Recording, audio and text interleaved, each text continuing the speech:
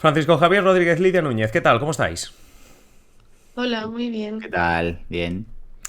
Primera semana sin elecciones en el horizonte, ¿eh? Primera semana en la que podemos estar medianamente tranquilos sin elecciones en el horizonte, pero como no, se nos acumulan los temas. La semana pasada lo acabamos de escuchar a Yolanda Díaz anunciando su dimisión como líder de Sumar, así que, bueno, pues no tenemos de momento elecciones a la vista, pero sí líos políticos a la vista, y es que esta semana, a raíz también, evidentemente, de esa dimisión que presentaba hace unos días Yolanda Díaz, hemos querido plantearnos qué ha sido de Sumar en este primer año de vida.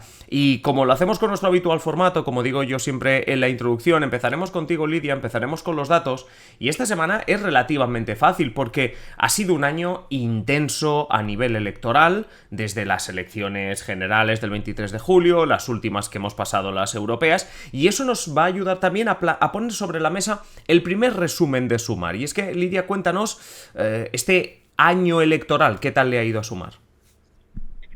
Bueno, pues como decías, ha sido un año muy intenso y aunque solamente lleve Sumar teniendo un año, bueno, un poco más de un año de vida, pues ya se ha tenido que presentar a bastantes elecciones. Las primeras fueron las del 23 de julio, las generales, y desde entonces ha concurrido en otras tres elecciones, las gallegas, las vascas y más recientemente en las europeas, que son todas las que se han celebrado. Las catalanas no las he terminado de contar porque es cierto que iban en esta candidatura conjunta de Común Sumar, pero realmente pues toda la estructura la ponían los comunes. Pero bueno, para llevar solo un año, pues se han presentado a muchas elecciones y con todo lo que eso implica. Así que vamos a hacer un repaso de los resultados que han ido obteniendo. Si empezamos por el principio, las elecciones generales de julio de 2023, estos fueron los primeros comicios de la formación de Yolanda Díaz y obtuvieron el 12,3% del porcentaje de voto, que se tradujo en 31 escaños. Estos resultados se enmarcaron en lo que pues, más o menos proyectaban las encuestas y se consideraron aceptables teniendo en cuenta la situación en la que se encontraba no solo la izquierda en general, sino también pues, todos los partidos que habían pertenecido al gobierno de coalición y el propio Partido Socialista. No solo a nivel nacional, las elecciones autonómicas pues fueron justo anteriores, fueron un auténtico batacazo, así que estos resultados, pues, aunque no eran suficientes en ese momento para renovar el gobierno de coalición sin pactos con otros partidos, que luego finalmente sí que salió, pues bueno, se vieron relativamente como positivos esta primera candidatura de Sumar.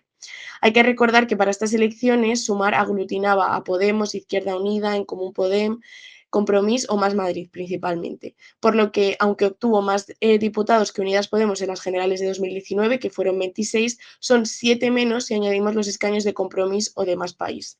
Pero bueno, sea como sea, pues mantuvo esta cuarta posición en el Congreso por detrás del Partido Popular, del PSOE y de Vox, y su papel predominante en el gobierno de coalición, que bueno, cuenta con 5 ministerios. Sí, como dices, quizás su primera prueba de fuego, que fueron estas elecciones generales, los resultados no fueron del todo malos, pero hay que decir que a partir de ahí hubo, pues lo que decimos, un ciclo electoral y, bueno, no podemos decir lo mismo, los resultados han sido, no sé si llamar decepcionantes. Sí, la verdad que ya al dejar el plano nacional e irnos a elecciones autonómicas, pues Sumar ha tenido que enfrentar el principal escollo que probablemente ha sido la falta de asentamiento territorial sumado a la competición electoral con Podemos, que en todas las elecciones se ha presentado por separado. Entonces, si empezamos por las primeras que hubo este año, que fueron las gallegas, la situación era pues fácilmente mejorable en el sentido de que no había resultados a mejorar porque lo que fueron las mareas o Podemos no tuvieron representación ya en las elecciones gallegas de 2020, por lo que partían prácticamente de cero. Al mismo tiempo, siendo Yolanda Díaz gallega, parecía que pues no podía permitirse el no presentarse y postularon como candidata a la entonces portavoz de Sumar en el Congreso, Marta Lois. Como digo, Podemos también se presentaba por separado y el resultado fue el mismo. Sumar no obtuvo representación, no llegando al 2% del voto y quedó por detrás de Vox, por ejemplo, pero que tampoco consiguió representación. Podemos tampoco entró y, bueno, entre Podemos y Sumar hubieran sumado más de 33.000 votos y quizá pues hubieran conseguido algún escaño. Recuerdo que en esas elecciones el BNG tuvo una importante subida en la representación, que siendo una formación a la izquierda del PSOE, pues quizá en este momento este partido se vio como el voto útil.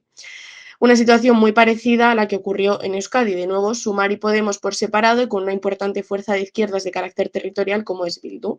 Podemos partía de 6 escaños que obtuvo en 2020 y tras las elecciones de este año Podemos se quedaba sin representación, mientras que Sumar entraba por los pelos con un único escaño que además lo hacía por Álava, lo que hacía que no fuera su candidata la que consiguiera entrar, sino el cabeza de lista de esta provincia que era de Izquierda Unida. Como digo, en las catalanas no lo cuento del todo porque la principal marca eran los comunes, pero aún así los resultados tampoco fueron buenos, perdiendo 2 escaños. Y bueno, las más recientes han sido las europeas, donde Sumar aglutinaba, también casi por los pelos con las negociaciones en el último momento, a los comunes, Compromís, Más Madrid e Izquierda Unida, y por otro lado se presentaba Podemos.